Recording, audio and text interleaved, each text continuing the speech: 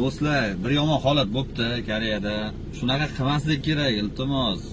Travada dokument, pravasi bormi, yo'qmi, nelegalmi, nelegal emasmi, qochmaslik kerak. Короче, Ko'sak to'rida kelayotgan akamiz Ko'sak to'rini zapravkasiga kiribdilar. Zapravka qo'yibdilar. Benzinni salar kami qo'ygan. Hammasi chotki bo'lgan. Hayol bilan haydab ketib qopti-da. Self bo'ladi-yu yerda, hech kim uzmaydi uni. Bu odam bor deb o'ylaganman endi. Halokat oyoq ostida deydi-da. Ketib qolmaslik kerak, nima bo'lsa ham. Aka nima qilgan? Qochib ketibdi, tasavvur qiling. Uzgan, kameraga tushgan, qochib ketibdi-da, shu turish. Eng dahshatini aytaymi, tarjimonlikka borgan bolaga aytibdi.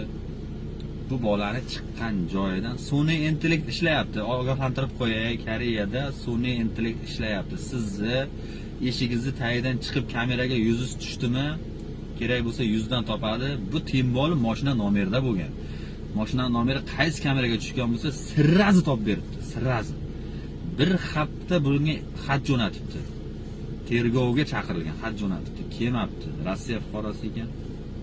Balki akamiz o'zlari ham ko'rib qolar.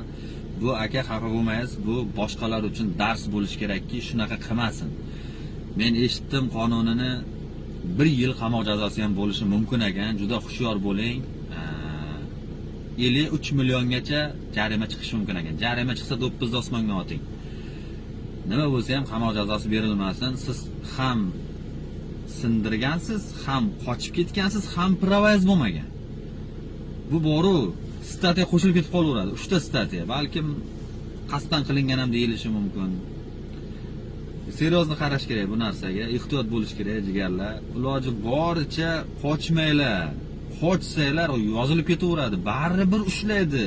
Koreyada qochib bo'lmaydi. Timboli sun'iy intellektni birinchi ishga tushirib yuborgan davlatlar hisobida turadi bular. U siz bilan meni topish bular uchun muammo emas. O'zicha yashin yurganlar bor-ku, bitta topib oladi, biladi hammani. Shu uchun tinchgina ayb bo'ldimi, aybni bo'yinga olgan holda kelib bitta uzrni so'rab, tushunadiganlarga sirazi vezibga chiqib, davay tarjimani biladimi? Tasar hal qilish kerak. Nima bo'yinga kelsa ham hal qilish kerak. Ular aytibdi, bekor qilibdi, qochib ketib, qochmaslik kerak edi. O'sha yerda o'zida hal bo'lardi debdi. Nima, o'zib ketish bo'ladi-yu, ko'pchilikda bo'lar ekan unaqa.